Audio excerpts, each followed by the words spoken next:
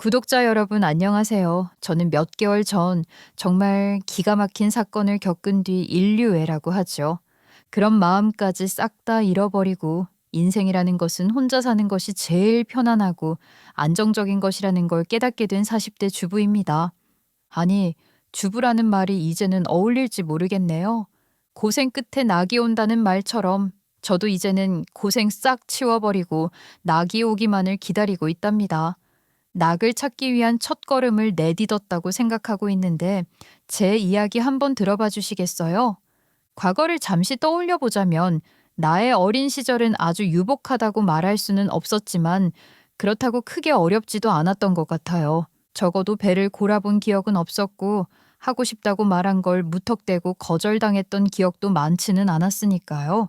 아버지께서는 철강 회사에 다니셨는데 당시로서는 꽤 안정적인 직장이었고 월급도 적지 않았던 것으로 기억하고 있어요. 다만 자식이 셋이다 보니 흔히 말하는 부잣집 딸내미들처럼 옷을 자주 사 입거나 철마다 새 신발을 신고 머리부터 발끝까지 치장하는 삶과는 거리가 멀었죠. 그래도 부모님은 배우는 건 아끼는 거 아니라고 말씀하시면서 저희 삼남매가 하고 싶다고 하는 일에는 이상할 정도로 관대하셨어요. 그 덕분에 저희 삼남매가 참 이것저것 많이도 배우고 많이도 접해봤어요. 피아노, 미술, 태권도, 수영 같은 흔한 것들부터 시작해서 지금 생각해보면 조금은 낯선 경험들도 있었죠. 특히 기억에 남는 건 연말이었어요. 아버지는 매년 연말이 되면 회사에서 나오는 발레 공연 초대권을 꼭 5장씩 들고 오셨어요. 어느 해든 빠지지 않고요. 이번 공연은 호두깎이 인형이라고 하던데. 아빠, 작년에도 호두깎이 인형이었어요. 그래. 사실 나는 이걸 봐도 저걸 봐도 다 비슷해 보이긴 해서 말이다. 하하. 아버지는 우리가 클래식 음악도 듣고 발레라는 예술을 접하면서 마음이 좀 차분해지길 바라셨던 것 같아요. 솔직히 말하면요, 저는 발레 공연만 가면 졸기 바빴어요. 조명이 어두워지고 음악이 잔잔하게 흐르면 그게 그렇게 졸릴 수가 없었죠. 제 옆에 앉아있던 남동생도 늘 비슷했어요. 다들 졸기 바쁜 그 발레 공연에서 가장 큰 영향을 받은 사람은 따로 있었어요. 바로 우리 언니였죠. 언니는 무대 위에서 발레리나들이 우아하게 팔을 뻗고 발끝으로 가볍게 날아오르듯 움직이는 모습을 보면서 완전히 마음을 빼앗겨 버렸어요. 아빠, 나는 발레 학원에 다녀보고 싶어.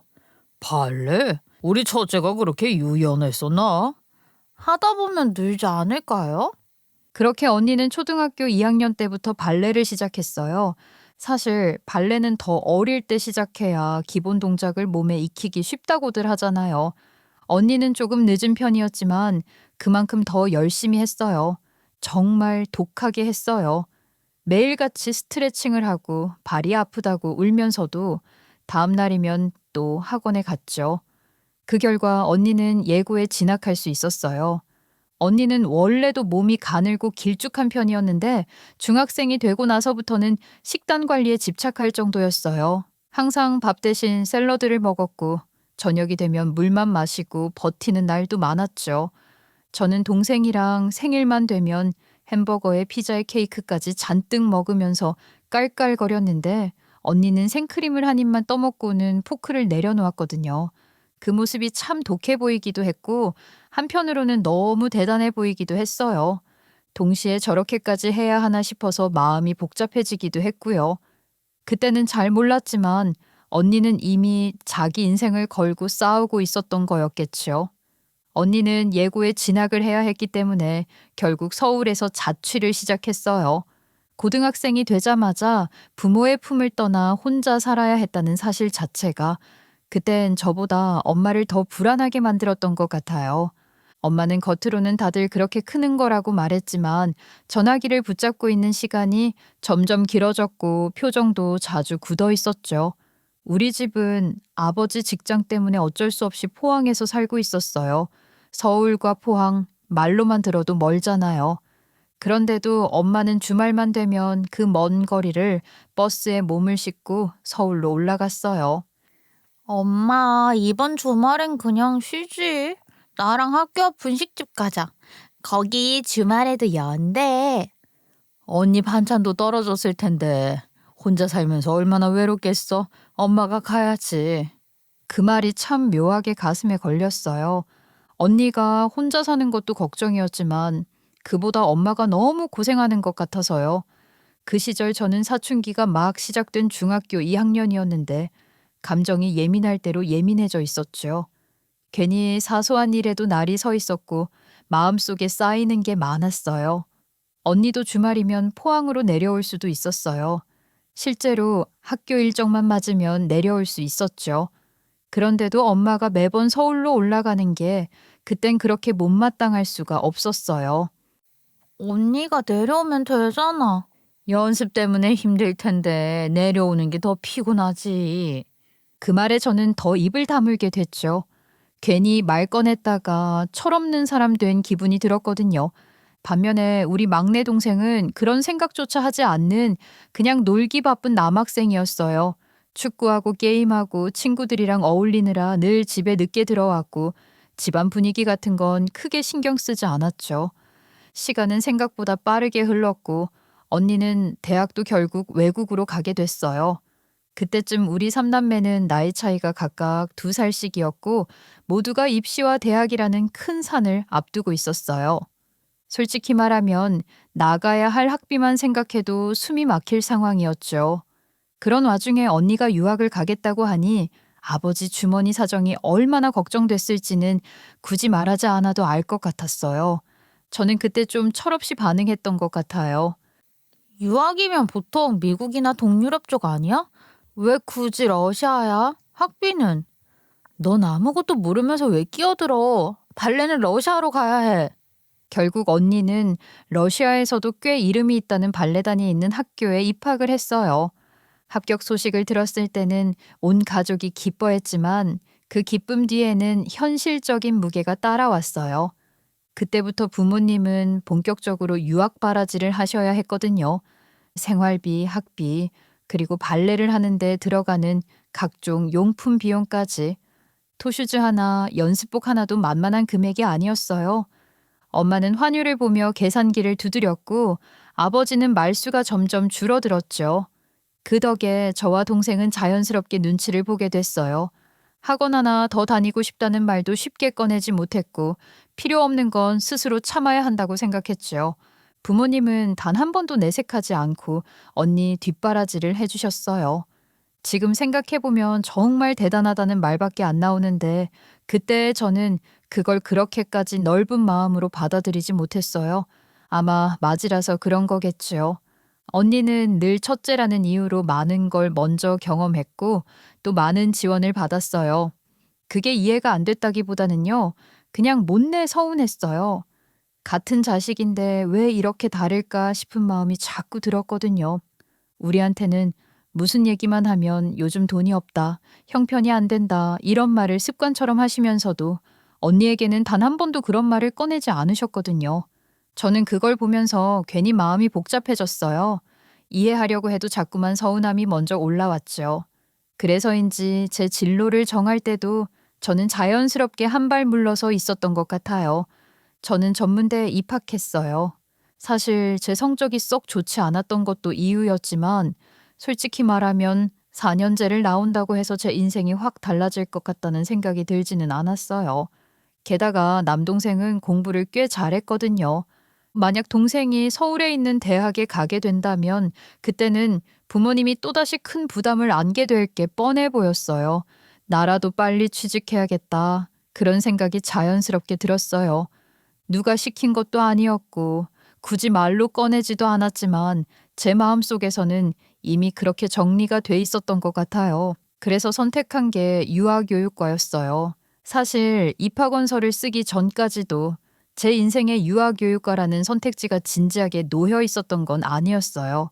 그냥 제 성적으로 들어갈 수 있는 과 중에서 제일 무난해 보였고 주변에서도 여자는 그쪽이 취업이 빠르더라는 말을 많이 했거든요. 유아교육과? 잘 됐네. 너 애들 좋아하잖아. 취직도 잘 된다고 하고. 내가 빨리 취직을 해야 집안에 보탬이 되지. 그래, 잘 생각했다. 엄마는 제가 슬쩍 떠보며 한 말에 바로 고개를 끄덕이셨죠. 그게 또 서운하더라고요. 언니는 러시아에 가서 매일매일 풍요로운 하루를 보내고 있을 텐데 저는 콩쥐도 아니고 한 푼이라도 더 보태려고 취업이 잘 되는 과를 선택한다는 게 참 요상했어요. 2년제를 졸업하고 나서는 바로 어린이집에 입사를 했어요. 그때만 해도 저는 참 안일했어요. 어린 아이들이랑 책 읽고 노래 부르고 놀아주면 되는 줄 알았죠. 그런데 현실은 정말 만만하지 않았어요. 아이가 놀다가 조금이라도 넘어지기라도 하면 가슴이 철렁 내려앉았어요. 괜히 저 때문인 것 같고 큰일 나는 건 아닐지 계속 신경이 쓰였죠. 아이들에게는 사회생활이라는 개념도 집단 생활이라는 개념도 아직 희미했어요. 친구랑 싸우면 안 된다는 걸 알려줘야 했고 장난감을 나눠 써야 한다는 것도 하나하나 설명해야 했죠. 친구가 가지고 놀고 있는 걸 빼앗으면 안 되지. 내가 먼저 가지고 놀고 있었단 말이야. 선생님, 저 똥 쌌어요. 밥 먹는 예절을 가르치는 것도 쉽지 않았어요. 숟가락을 던지고 음식물을 흘리고 먹기 싫다고 울음을 터뜨리는 아이들 사이에서 저는 매일 진이 빠졌죠. 배변 활동 교육은 또 어떻고요? 기저귀를 갈아주는 일은 단순한 노동이 아니라 책임이 따라오는 일이었어요. 특히 기저귀를 제때 갈아주지 않아서 생기는 발진 같은 것에는 학부모님들이 정말 예민했어요. 선생님, 어제 집에 와서 보니까 엉덩이가 빨갛더라고요. 기저귀 빨리 안 갈아주세요. 죄송합니다. 기저귀를 시간마다 체크하는데. 정해진 시간마다 갈지 마시고요. 우리 애 거는 10분에 한 번씩 확인해달라고요. 그런 일들이 반복되다 보니 저는 점점 어린아이들을 돌본다는 게 이렇게 힘든 일이구나라는 생각만 하게 됐어요. 몸도 힘들었지만 무엇보다 마음이 너무 소모됐어요. 물론 아이들은 귀여웠어요. 웃을 때는 정말 천사 같았고 작은 손으로 제 손을 잡을 때면 마음이 녹아내리기도 했지요. 그래도 솔직하게 말하자면요. 예쁘고 사랑스러운 순간보다 힘든 순간이 더 많았어요. 그 사실을 부정하지는 못하겠더라고요. 그때 저는 그저 하루하루를 버텨내는 데에 온 힘을 쓰고 있었던 것 같아요. 그래서 저는 결혼도 아이도 원하지 않는다는 주장을 꽤 강하게 펼치면서 상대를 골랐어요. 그냥 생각해 보겠다는 정도가 아니라 처음부터 분명하게 선을 그었죠. 아이를 싫어해서라기보다는 어린이집에서 아이들을 매일같이 보며 일하다 보니 마음이 먼저 닳아버린 느낌이 있었거든요. 솔직히 말하면요. 아이들을 보며 질린 것도 없지는 않았어요. 하루 종일 울고 달래고 다독이고 안아주고 다시 내려놓는 일을 반복하다 보면 집에 와서도 머릿속에서 아이들 목소리가 계속 맴돌았거든요. 그런데 그것보다 더 무서웠던 건 제가 언젠가 내 아이를 낳게 된다면 그 아이를 내 아이가 아니라 남의 아이 보듯 대하게 될까 봐였어요. 직업으로 아이를 돌보던 제가 정작 제 아이에게는 감정이 닳아버린 상태로 마주하게 될까 봐요. 그 생각을 하면 숨이 막히는 것 같았어요. 아이를 낳아 키우는 게 얼마나 대단한 일인지, 얼마나 자랑스러운 일인지는 겪어봐야 한다. 아직 결혼 생각도 없는데 손주 타령 그만해요. 그 말이 틀렸다고는 생각하지 않았어요. 다만 그 대단함과 자랑스러움이 모든 사람에게 같은 방식으로 다가오는 건 아닐 거라고 생각했지요. 그런데 부모님의 태도가 조금씩 달라지기 시작한 계기가 있었어요. 바로 언니였죠. 언니는 러시아에서 발레 공부를 하고 그곳에서 활동하다가 한국의 유명 발레단에 스카우트 돼서 정말 큰 돈을 받고 공연을 하던 사람이었어요. 집에서는 늘 언니 공연 영상이 돌아갔고 부모님은 객석에서 찍은 사진을 몇 번이고 다시 보셨죠. 그런 언니가 결혼을 하고 아이를 낳았어요. 그리고 아이를 낳은 이후 언니 몸은 예전 같지 않았어요. 출산하고 골반이 다 벌어져서 동작이 예전처럼 안 나와. 아이고, 수술을 했어야 했나? 그냥 아이가 뱃속에 있을 때 장기들이 밀리면서 다른 뼈들도 다 벌어진 것 같은데. 결국 언니는 발레를 더는 못할 것 같다며 은퇴를 선택했어요. 그 시점부터 부모님은 제게 결혼이나 육아를 강요하지 않으셨어요. 말은 안 하셨지만 언니를 통해 너무 많은 걸 직접 보신 거겠지요.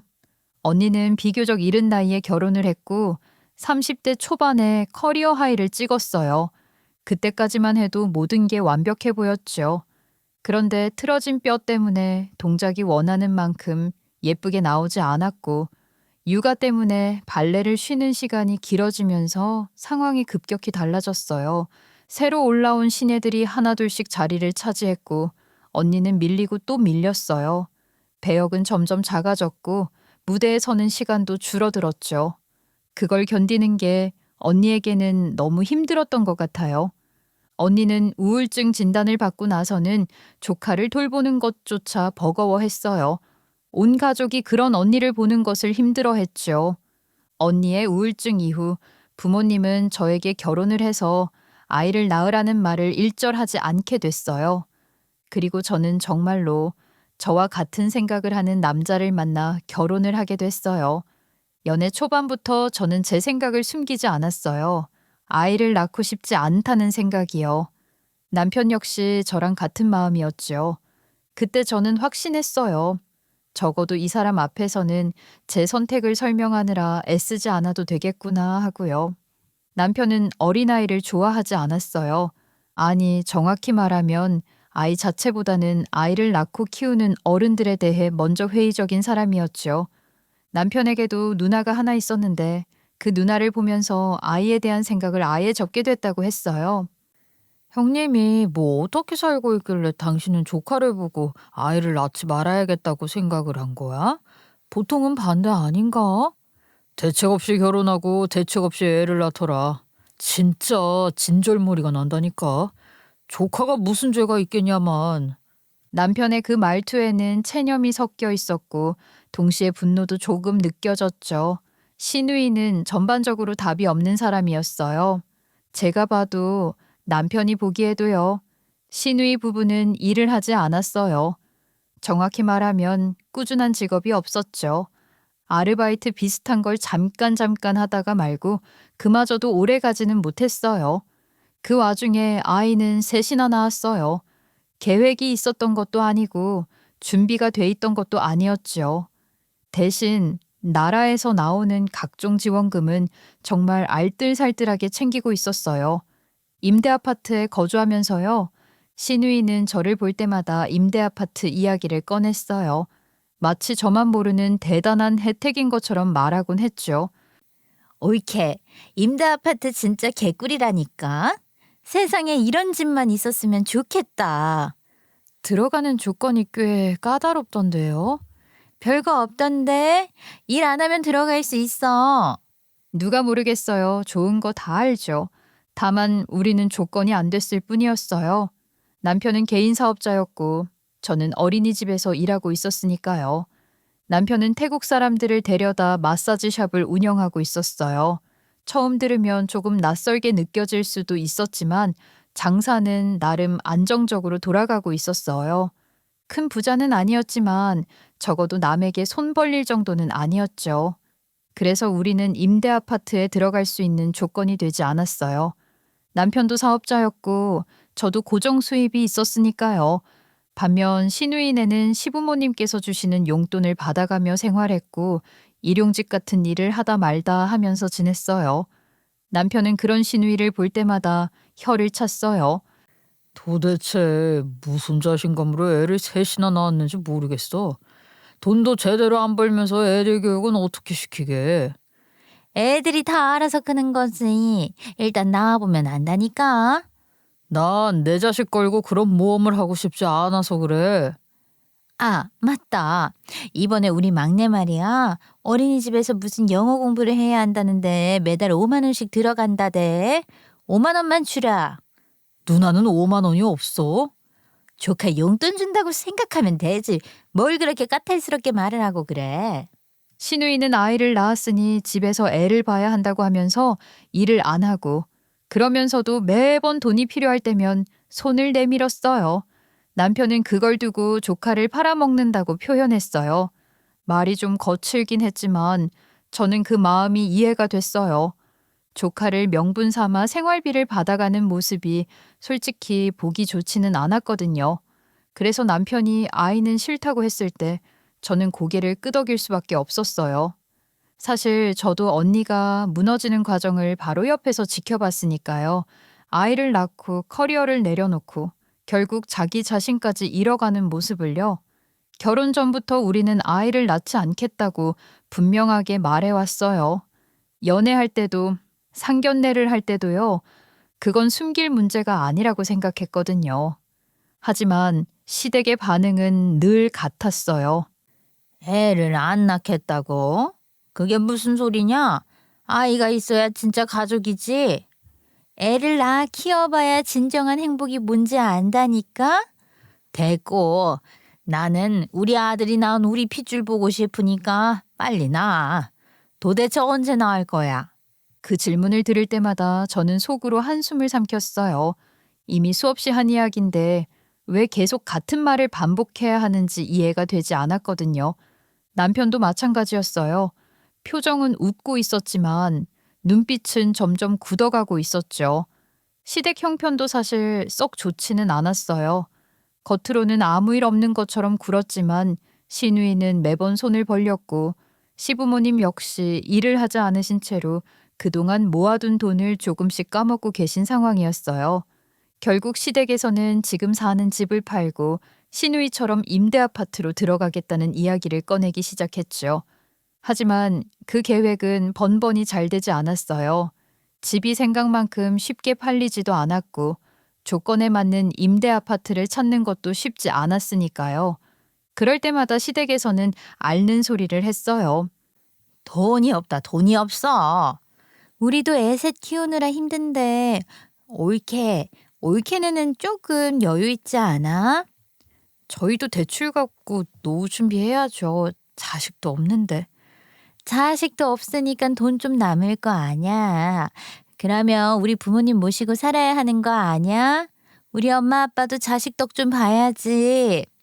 그 말을 들었을 때 저는 정말 황당했어요.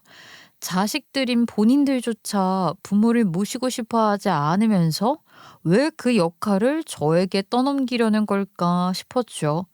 자식을 낳지 않겠다고 한 건 시부모님을 모시고 살겠다는 뜻이 아니었어요. 그런데도 그걸 전혀 이해하지 못하는 것처럼 보였어요. 제가 애 안 낳는다고 해서 부모님 모실 의무가 생기는 건 아니잖아요. 어머, 올케 칼 같네? 우리 아들이 장남이잖아, 장남. 저는 결코 그럴 수 없다는 입장을 강하게 이야기했지요. 게다가 그때쯤 시기가 정말 좋지 않았어요. 우리 엄마가 암 판정을 받으셨기 때문이었지요. 그 말을 처음 들었을 때 세상이 잠시 멈춘 것 같은 느낌이 들었어요. 머리가 하얘졌고 아무 생각도 나지 않았어요. 엄마는 곧 항암 치료를 시작하셔야 했어요. 그때 저는 선택의 여지가 없었죠. 어린이집을 휴직할 수밖에 없었어요. 이유는 단순했어요. 언니와 남동생은 이미 서울에서 자리를 잡고 있었거든요. 나도 엄마 간병하고 싶지. 근데 서울에서 애 키우면서 직장 생활하는데 어떻게 포항에 내려가? 누나, 미안해. 이번 달에 병원비 쓰라고 엄마 통장에 돈 좀 넉넉하게 넣었어. 그나마 포항 남자와 결혼해서 포항에 자리를 잡은 제가 엄마를 모시고 병원을 오가야 했어요. 그게 자연스러운 수순처럼 느껴졌죠. 누가 시킨 것도 아니었고 따로 말이 오간 것도 아니었어요. 그냥 제가 해야 할 일이라고 생각했어요.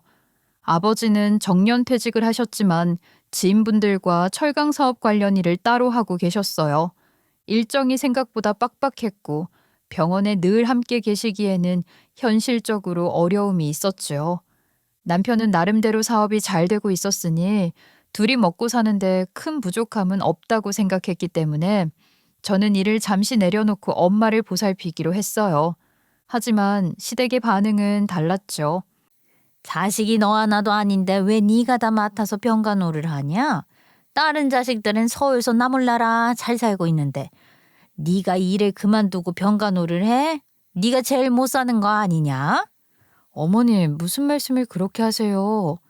내가 답답해서 그렇지? 너도 애를 낳아야 하는데 언제까지 병간호만 할 거야? 그 잔소리가 정말 숨 막히게 느껴졌어요. 저는 이미 40이었고 자연 임신이 쉽지 않다는 것도 알고 있었어요. 아니, 애초에 낳을 생각이 없다고 몇 번이나 말했는데도 왜 계속 같은 말을 반복하는 건지 이해할 수가 없었죠. 아이를 낳지 않겠다고 몇 년이나 말했음에도 왜 그렇게 강요를 하는 건지 이해가 안 됐어요. 게다가 엄마의 상황은 더더욱 안 좋아졌어요. 항암 치료를 아무리 열심히 해도 번져가는 암덩어리를 막을 수 있는 방법은 없었어요. 하루하루 버티듯 치료를 이어가셨지만 엄마 몸은 점점 말라갔고 얼굴빛도 눈에 띄게 어두워졌죠. 저는 병실에 앉아 엄마 손을 잡고 있으면서도 마음 한편에서는 이미 이별을 준비하고 있는 제 자신을 느끼고 있었어요. 그게 너무 죄책감처럼 느껴져서 더 힘들었죠. 결국 암 판정을 받은 지 1년 8개월 만에 엄마는 돌아가셨어요.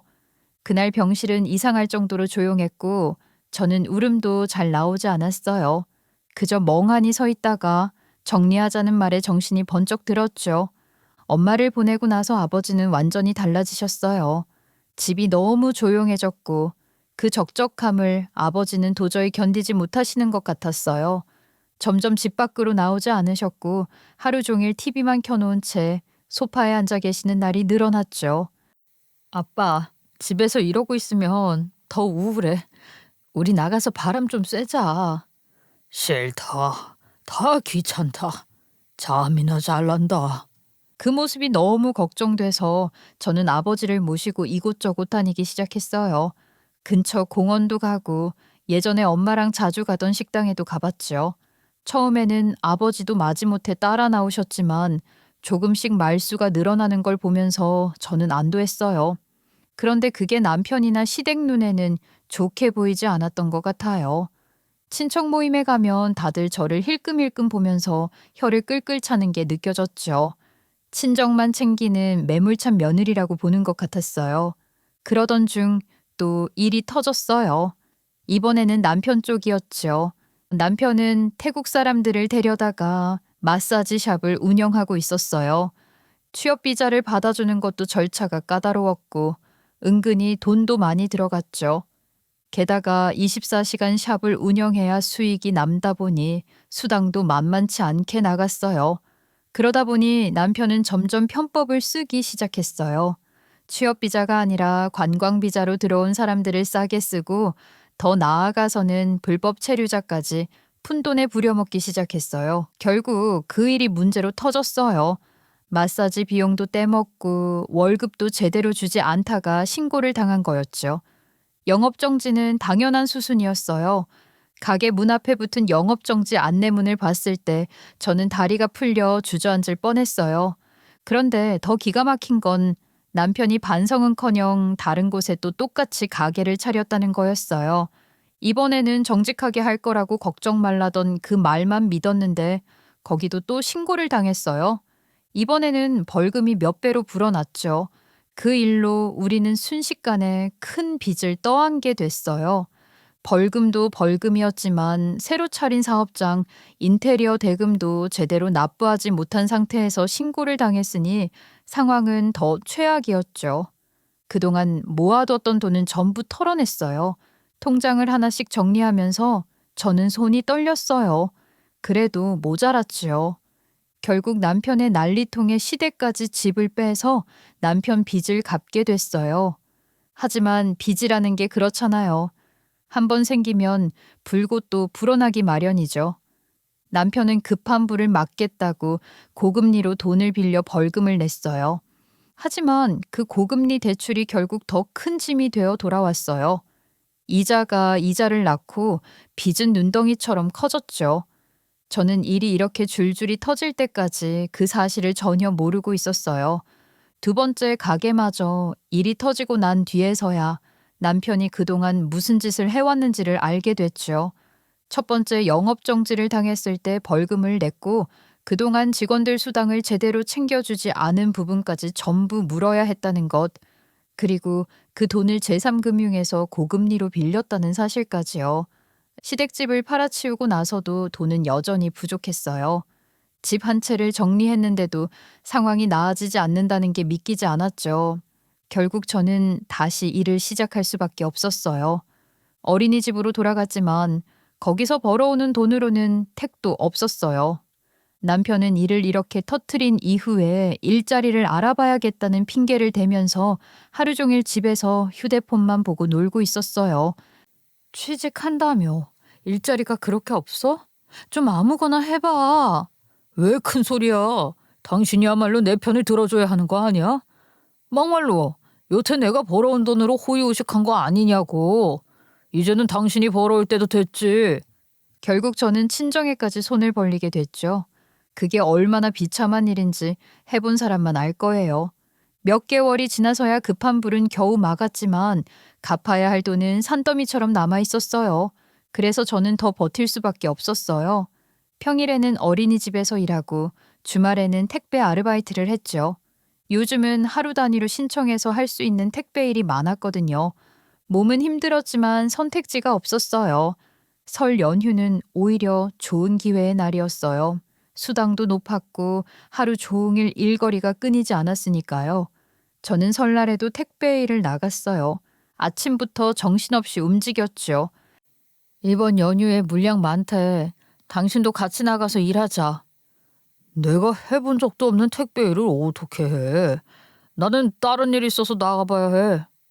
무슨 일? 그래봐야 친구들 만나서 노는 거 아니야? 아니라니까. 암튼 나 약속 있어. 저는 연휴고 뭐고 수당이 더 높다는 것이 신이 나서 일을 하러 갔어요. 아침부터 일하고 저녁 8시쯤 돼서 집에 오니까 배가 너무 고팠어요.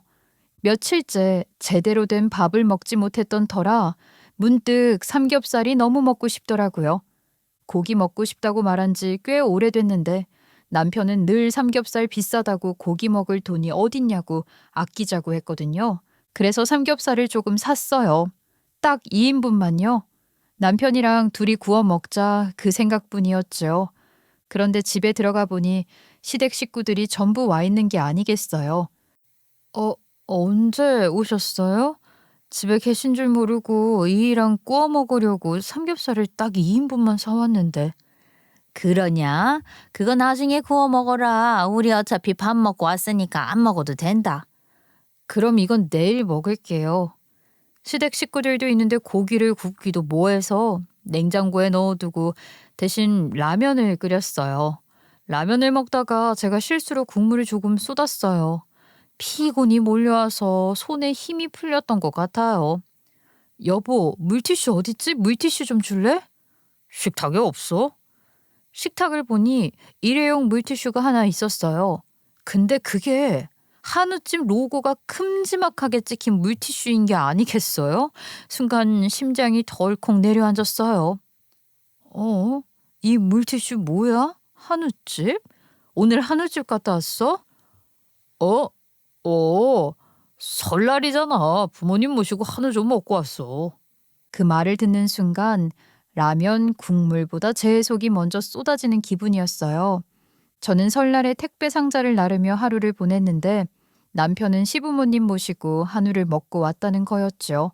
그 순간 그동안 참아왔던 모든 것들이 한꺼번에 올라오기 시작했어요. 정말 황당했어요. 제가 삼겹살을 사온 이유는 단순했죠. 고기가 너무 먹고 싶다고 며칠 전부터 제가 노래를 불렀기 때문이었어요. 물론 그 노래를 부른 건 저였어요. 남편은 옆에서 고기는 무슨 고기냐고 저한테 배가 불렀다고 말을 했죠. 사실 그 말도 저한테는 조금 서운한 말이었고 충격적인 말이기도 했거든요.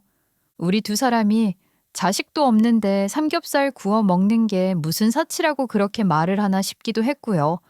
말 맞다나 이 지경까지 흘러온 건 다 지 탓인데 제가 사치를 부리는 사람처럼 취급하는 게 황당했죠.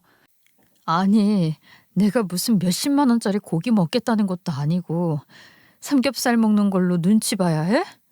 그냥 그런데 나가는 돈을 아끼자는 거잖아. 지금 우리가 고기 먹을 때야? 돈 없어서 이래저래 눈치 보이는 마당에 지금은 좀 아끼자. 그 말을 한 사람이 남편이었어요. 그래서 저는 참고 또 참았죠. 그런데 그날은 달랐어요. 설날이었고 알바비도 막 받았고 하루 종일 택배 상자를 나르느라 몸도 마음도 바닥이었거든요. 이 정도는 괜찮지 않을까? 그렇게 큰맘 먹고 삼겹살을 사온 거였어요. 딱 2인분만요. 그런데 그 사람들이 한우를 먹고 왔다고요. 그것도 아무 일 없다는 듯이요. 저는 순간 귀를 의심했어요. 지금 내가 잘못 들은 건가 싶을 정도였죠. 한우가 삼겹살보다 저렴할 리가 없잖아요. 아니, 오늘 무슨 일 보러 간다고 하지 않았어? 그 일이 한우 먹고 오는 일이었던 거야? 여보, 뭘 그렇게 일일이 따지고 있어. 설날이잖아. 내가 장남인데. 아무리 사업이 망했다고 쳐도 장남이 돼서 우리 가족 식사 한 번을 못 챙겨. 나한테는 삼겹살 가지고 그렇게 치사하게 굴었으면서. 그래서 얼마나 먹고 온 건데? 뭐 얼마치 먹었다 일일이 기억하고 있겠어? 아니 며느리야. 누가 보면 금덩어리 먹은 줄 알겠다. 뭘 그런 것까지 거치거치 캐묻니. 우리 식구 끽해봐야 10명도 안 되는데. 그 말을 듣는 순간 머리가 띵했어요. 식구가 10명도 안 된다는 말이 무슨 소리겠어요. 눈앞에 보이는 시부모님의 남편까지 해봐야 셋인데 10명도 안 된다는 소리는 시누이네까지 다 같이 갔다는 소리 아니겠어요? 제가 삼겹살 먹고 싶다고 했을 때는 돈 아끼자고 단호하게 잘라 말하던 사람이요. 그 사람이 형님네까지 불러다가 소고기를 사줬다는 거잖아요. 그게 너무 기가 막혀서 저는 결국 참았던 말을 꺼내고 말았어요. 어머님, 제가 오죽 속상하면 그러겠어요? 이 사람이요, 제가 삼겹살 먹고 싶다고 했을 때는요, 돈 아껴야 한다고 먹지 말자 했던 사람이에요. 소고기도 아니고 삼겹살 가지고요. 근데 형님네까지 불러서 한우를 사 먹이는 건 맞아요?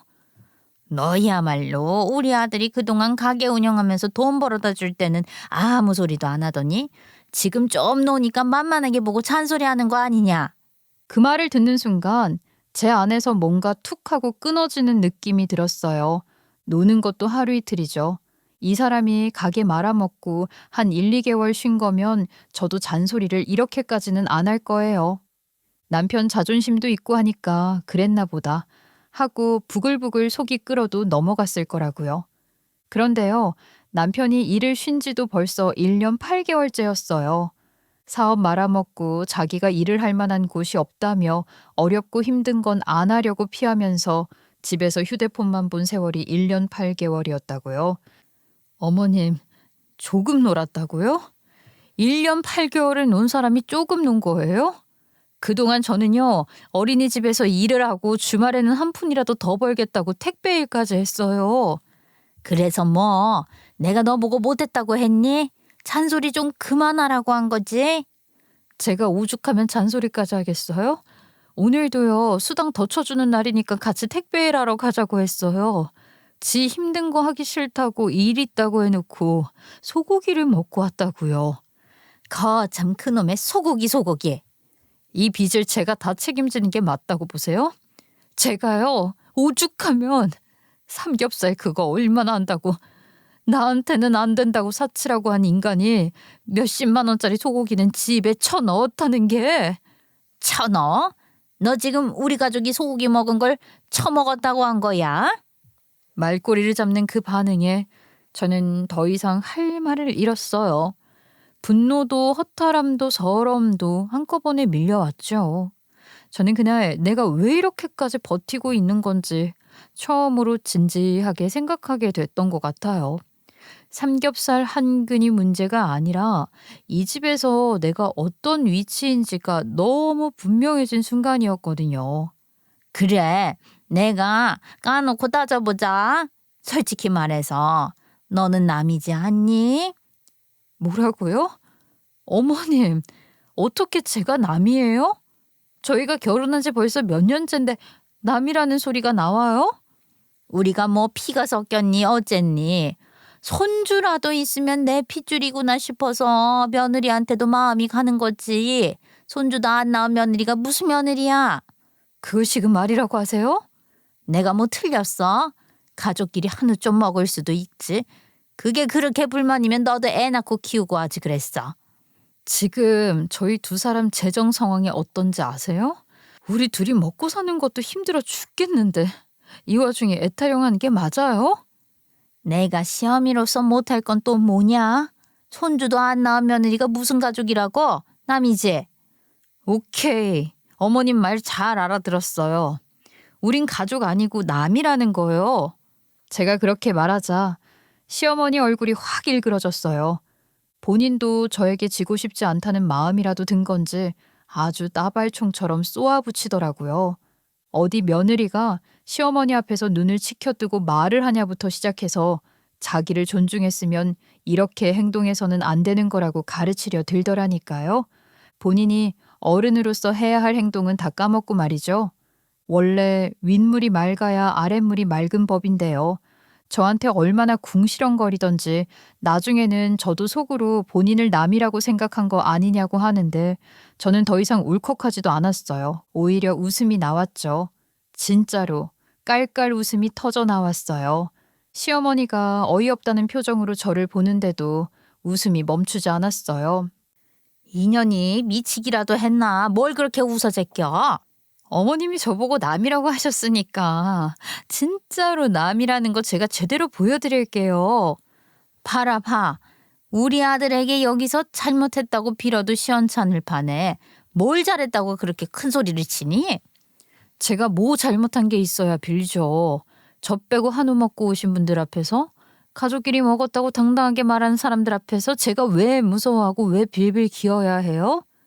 세상이 아주 말세다 말세야.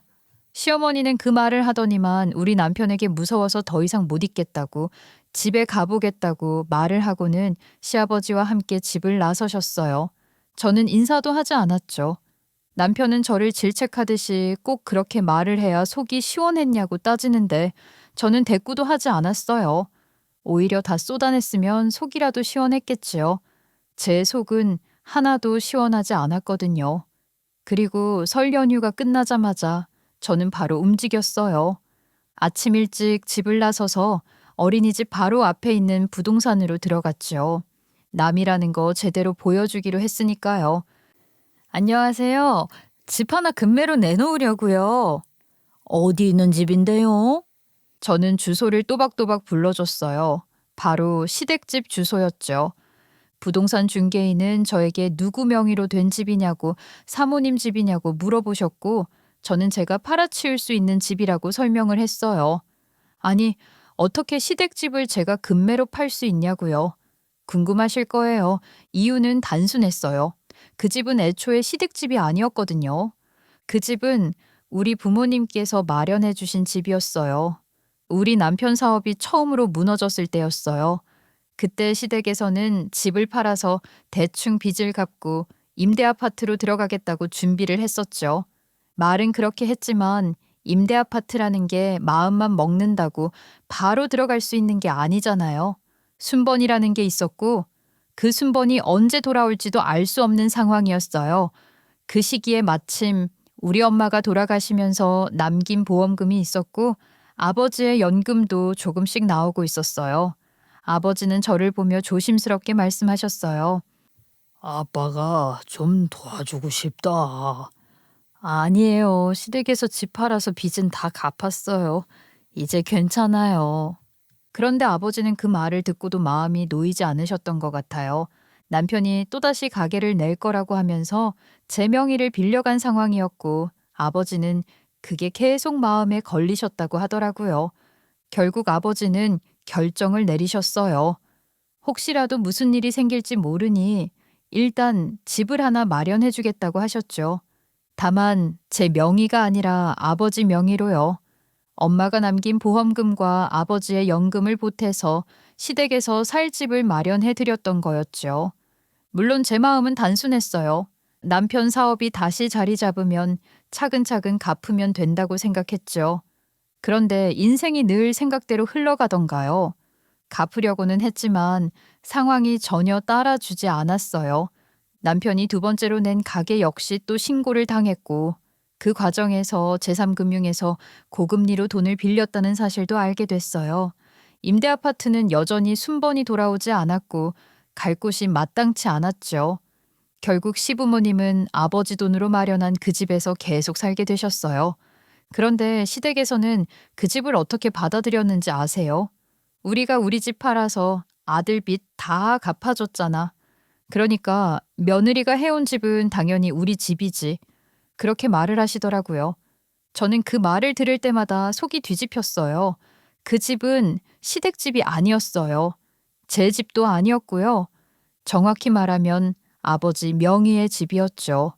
물론 아버지는 혹시 모를 상황에 대비해서 모든 위임권을 저에게 넘긴다는 서류를 미리 남겨두셨어요. 제가 알아서 처리해도 된다는 뜻이기도 했죠. 돈이 필요하면 집을 팔아서 자금을 마련하라고 하셨어요. 그래서 법적으로 제가 그 집을 처분하는 게 가능했던 거예요. 아버지는 그걸 당연한 일처럼 생각하셨어요. 오히려 미안해 하셨죠. 아빠 마음에 늘 짐이 너였다. 내가 뭘요? 나도 나름 잘 살고 있는 것 같은데. 부모 마음이라는 게 또 다른 법이야. 언니는 러시아로 유학도 보내고 뒷바라지도 정말 빵빵하게 해줬는데 저는 집에 돈이 부족해서 전문대만 졸업시키고 제대로 된 뒷바라지를 해주지 못한 게 마음에 걸린다고 하셨어요. 남동생은 아들이고 막내니까 힘내서 공부시키자고 그나마 지원을 해줬지만 저한테는 그것조차 제대로 못 해준 것 같아서 늘 미안했다고 하셨어요. 엄마 병간호도 제가 다 했으니까 계속 그런 것들이 저에게 희생을 강요한 것 같아서 마음에 걸리셨던 거죠. 그래서 아버지는 저한테는 그만큼은 해주고 싶었다고 증여라고 생각했으면 좋겠다고 하셨어요. 저는 그 말을 듣고도 아무 대답을 하지 못했어요.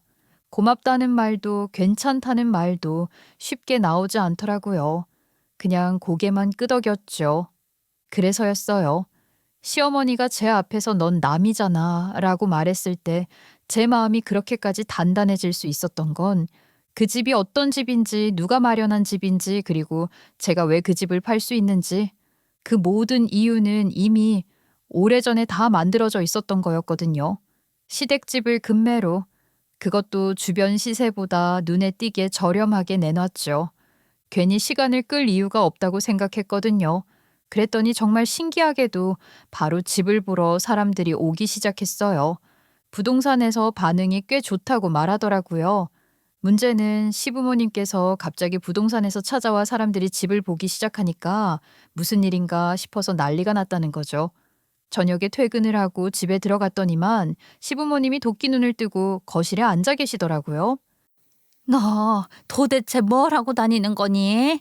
우리 집을 판다고 한 적도 없는데 부동산에서 사람들이 집을 보러 오고 말이야. 내가 언제 집 판다고 했어? 제가 팔겠다고 했는데요. 그 집에 대한 권한은 전부 저한테 있어요. 제가 팔겠다고 하면 파는 거죠. 뭐라고? 너 지금 미쳤어? 이게 무슨 반항이야? 반항은 무슨 이제 내 가족도 아닌 사람들한테 내 집을 무상으로 내어주는 바보 같은 짓 안 하겠다는 거야. 그동안 내가 벌어온 돈으로 하고 싶은 거 다 하고 살더니 이제 와서 그게 무슨 소리야? 내가 언제 하고 싶은 거 다 하고 살았는데? 그리고 당신이 돈 안 벌어온 지도 벌써 얼마나 됐는지 알고 하는 이야기야? 당신이야말로 그런 말을 할 자격 없지. 그동안 내가 벌어온 돈으로 먹고 산 시간은 왜 빼? 나 서운하게? 그렇게 따지면 내가 더 오랜 시간 벌어온 거 아니야? 내가 찌질하게 기간까지 일일이 따져야겠어? 너 말 잘했다. 요목조목 한번 다 따져볼까? 내가 우리 엄마 병간호 하겠다고 어린이집 그만뒀던 시간이랑 네가 사업 말아먹고 집에서 탱자탱자한 시간이랑 비슷한 걸로 알고 있는데? 그 전에 당신이 돈 잘 번다고 내가 집에서 쉰 적 있어? 나도 이랬어. 야, 그렇게 따지면 지금 이 집은 내 돈으로 산 4명이잖아. 네가 지금 내 집에서 얹혀 살고 있다는 건 몰라서 이러냐? 그래, 알지. 네 돈으로 산 네 집인 거. 그래서 앞으로 너는 네 명의로 된 집에서 너희 부모님 모시고 살면 되겠어. 나는 내 집에서 나 혼자 살 테니까. 너 지금 그게 무슨 소리야? 따로 살자고? 내가 왜 내 집에서 우리 부모님을 모시고 살아? 모시고 살아도 며느리가 있어야지. 며느리가 무슨 네 종이니? 네 논리대로 반반 정확하게 따지면 말이야. 네 집에서는 네가 너네 부모님 모시고 사는 게 맞지. 나는 내 집에서 내 부모님 모시고 살아야지. 제가 그렇게 말하자 거실이 완전히 조용해졌어요. 틀린 말 하나도 없잖아요. 그날 저는 처음으로 느꼈어요. 이 집에서 제가 얼마나 당연하게 이용만 당해왔는지, 그리고 그걸 끊어낼 수 있는 힘이 이미 제 손에 쥐어져 있었다는 걸요. 더는 설득할 필요도 이해시킬 필요도 없었어요. 이제는 제가 정한 선을 지키는 일만 남아 있었으니까요. 말이 끝나기가 무섭게 조용히 구석에서 상황을 지켜보고 있던 신우이가 말을 얹더라고요. 신우이가 말을 하지 않았으면 그 자리에 있는 줄도 몰랐을 거예요. 눈치만 보고 있었으니까요. 이혼이라도 하자는 소리야, 옳게? 아니면 형님이 시부모님 모시고 사실래요? 그동안 도움은 제일 많이 받은 건 형님이긴 하죠. 무슨 소리를 하는 거야? 우리 애가 셋인데 방이 2개야. 부모님 모시고 살 공간이 없어. 그럼 뭐 어쩔 수 없죠. 이 집 방도 2개잖아요. 하나는 이 사람이 쓰고 하나는 시부모님 쓰시면 되겠네요. 저는 이혼하고 집 나가드릴게요. 그 말이 끝나기가 무섭게 시어머니가 머리를 움켜쥐고 뒤로 넘어가셨어요. 누가 보면 쓰러지는 줄 알겠더라니까요. 연기 하나는 일품이더라고요. 세상에, 이런 며느리가 어딨냐. 시부모 앞에서 이혼 이야기를 꺼내다니 세상이 말세다. 말세 맞아요. 세상이 이렇게 어지러운데 그동안 제가 너무 바보처럼 살았더라고요. 그래서 이제 그만 바보처럼 살려고요. 그동안 빚 갚겠다고 아등바등 살았던 제 모습이 떠올랐어요. 가족 취급도 못 받고 설날에 소고기 한 점도 못 얻어먹었는데 왜 제가 이 사람 빚 갚느라 연휴까지 택배 일을 해야 했는지 도무지 이해가 되지 않았어요. 저는 가족도 아니고 남이라면서요. 그럼 제가 왜 여기서 이 고생을 해야 하죠? 고기가 그렇게 문제였어? 소고기 사줄게. 그 말을 듣는 순간 정말 마지막 끈이 끊어졌어요. 제가 정말 그놈의 소고기 때문에 이 지경까지 일을 끌고 온 것 같냐고요. 남편 놈은 정말 단순하게 제가 고기 때문에 삐져서 일을 크게 만든다고 생각하는 것 같았어요. 그 사실을 깨닫곤 이 사람이랑은 더 이상 살 수 없겠구나 직감했죠. 사람 마음을 끝까지 모르는 멍청이랑 더 이상 뭘 하겠어요. 연을 이어붙이고 싶은 마음은 더 이상 없었어요. 제가 한심하다는 듯이 쳐다보자 남편은 입술을 파르르 떨며 정말 이혼하자는 거냐고 몇 번이나 되묻더라고요. 그럼 제가 가짜로 이런 짓을 하겠냐고요. 저는 집 팔아서 아버지 노후 자금 돌려드리고 아버지랑 같이 살 거라고 말을 했지요. 우리 아버지도 혼잔데 걱정돼서 안 되겠다고요. 그 말을 듣고 남편은 입만 벌린 채 아무 말도 못하더라고요. 그날 이후 저는 짐을 싸서 친정으로 왔어요. 아버지 앞에 앉아서 그동안 있었던 일을 전부 말씀드리며 더는 못 살겠다고 했죠. 그러자 아버지는 아무 말 없이 제 손을 잡고 이렇게 말씀하셨어요. 잘 왔다.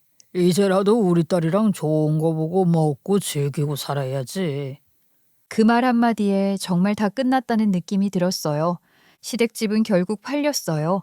계약하는 날 시어머니가 난리를 치면서 경찰까지 오긴 했지만 그 집에 대해 시어머니가 행사할 수 있는 권한은 단 하나도 없었어요.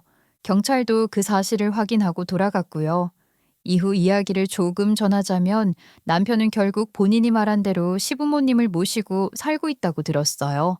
시누이네는 여전히 어렵다, 힘들다 말만 하면서 크게 달라진 건 없다고 했고요.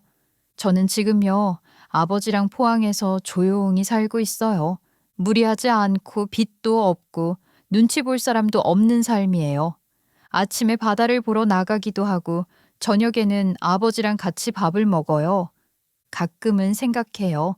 그날 넌 남이지 않니? 라는 말을 듣지 않았다면 저는 아직도 그 집에서 바보처럼 버티고 있었을지도 모른다고요. 이제는 압니다. 가족이란 이름으로 참아야 할 관계는 없다는 걸요. 그리고 저는 지금의 제 삶이 꽤 마음에 들어요.